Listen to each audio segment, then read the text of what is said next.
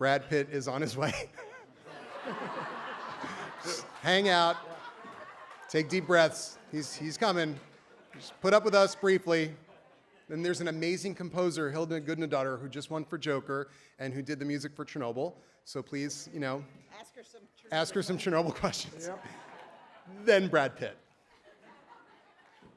So, hey, congratulations. The question is, could any of you guys can recall the day when Chernobyl happened in real life?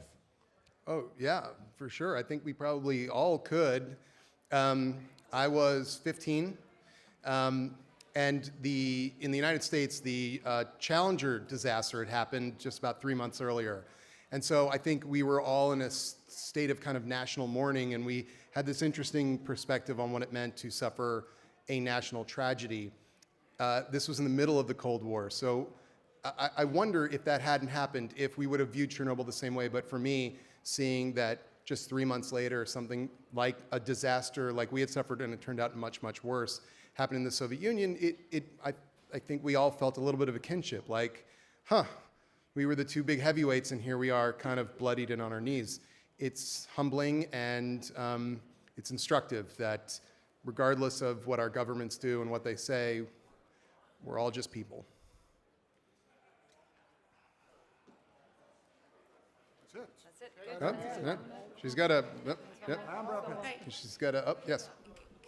Congratulations again. You guys deserve every award that you pick up. And Hilda also is a good story, I promise. I will ask her some questions. I have a slightly off topic for Carolyn. Carolyn, you have been associated with HBO for a long time as an executive and now as a producer of little shows like Game of Thrones and Chernobyl. This is a big time of transition for HBO right now. What do you think, as you're a little bit out, you're in the family, but a little bit arm's length, what do you think of everything that's going on for HBO and HBO Max right now? Oh, that's a big question.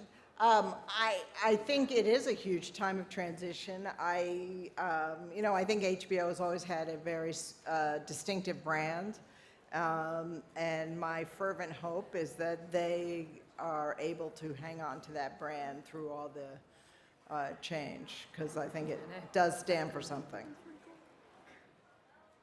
My question, you thanked these communities that helped you in the filming. Did it surprise you? Because even though you show some heroics, you also show some doubts, some trying to hide. How did the people express themselves about these happenings? And again, were you surprised that they were willing to help you, that they wanted to tell this story?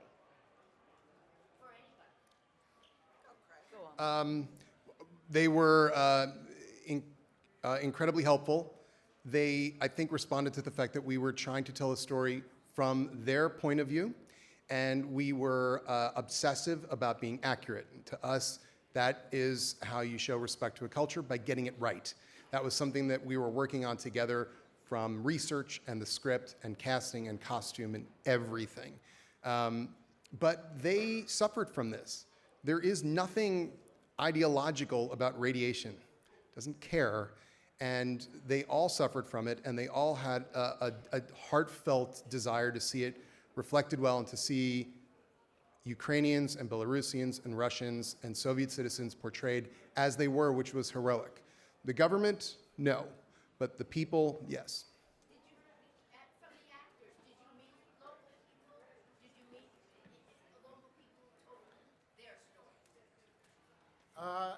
Yeah, we met some people in Lithuania who had experienced it, or his family had been part of it, and afterwards, since then, we've met people whose parents were some of the liquidators' parents had worked in that. We met somebody just the other day who grew up in Pripyat and left when he was 6, so you actually run into people all the time, and they are all tremendously appreciative of the effort that the show made to be as authentic as it possibly could and show what the result and the effect was on their lives.